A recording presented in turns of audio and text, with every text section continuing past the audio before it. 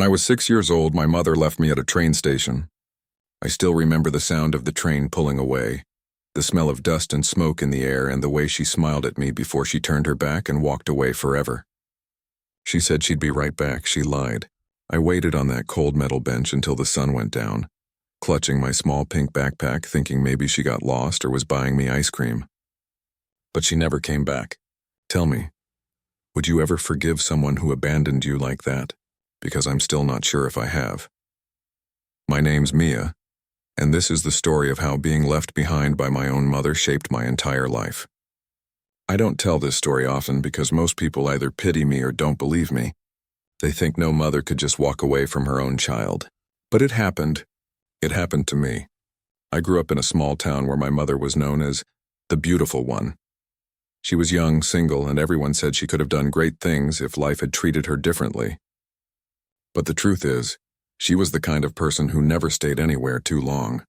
She always wanted something better, a better house, a better man, a better life. I was just a reminder of the life she was running from. My earliest memories of her aren't warm or motherly. They're filled with noise, men coming and going, parties that lasted all night, her perfume mixing with cigarette smoke. Sometimes she'd laugh and dance with me in the kitchen, pretending we were best friends.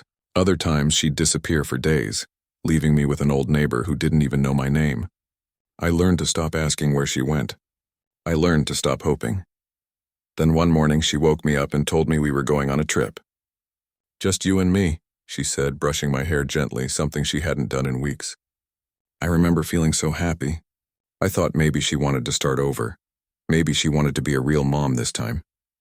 We packed a small bag with a few clothes and my favorite doll, and she held my hand as we boarded the train.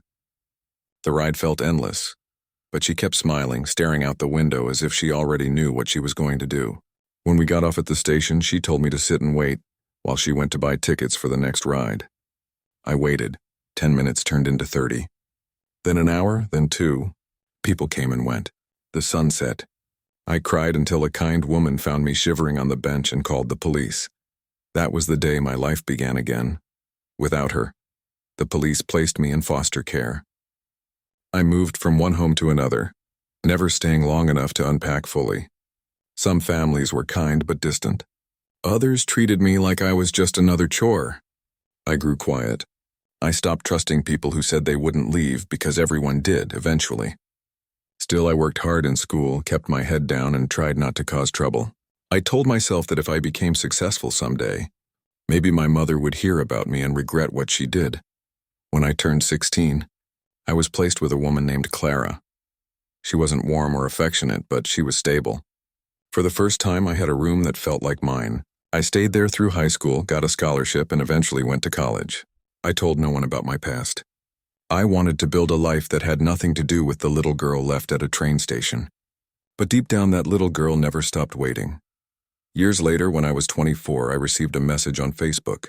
It was from a woman named Lydia, my mother. My hands shook so hard I almost dropped my phone. She wrote, "Hi, sweetheart. I've missed you every day. Can we meet?" My heart felt like it was being ripped in two. I didn't know whether to scream or cry. Part of me wanted to delete the message and never think about her again. But another part, the lonely, broken part, needed to hear her say why. Why she left me. Why I wasn't enough, so I agreed to meet her. We met at a cafe in the city. I almost didn't recognize her. She looked older, fragile even, with lines around her mouth and tired eyes. But her smile was still the same. It made my stomach twist. She hugged me like nothing had happened, like she hadn't left a 6-year-old girl alone on a bench. "You've grown so beautiful," she said softly. I sat there numb, trying to find the right words. Then she started crying, telling me how she was young and scared, how she thought she was doing what was best for me. She said she was poor, desperate, and couldn't give me the life I deserved. I wanted to believe her. I really did. But when I looked into her eyes, I saw guilt, but not regret. It felt rehearsed, like she'd told herself this story so many times that she believed it. She asked if I could forgive her, if we could start fresh.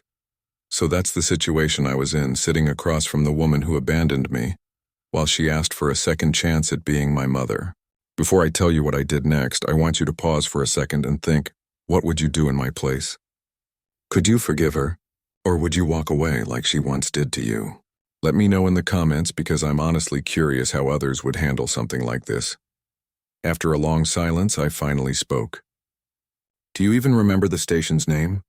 I asked. She looked confused. What? I repeated. The train station where you left me. Do you remember its name? Her face went blank. She didn't. That was my answer.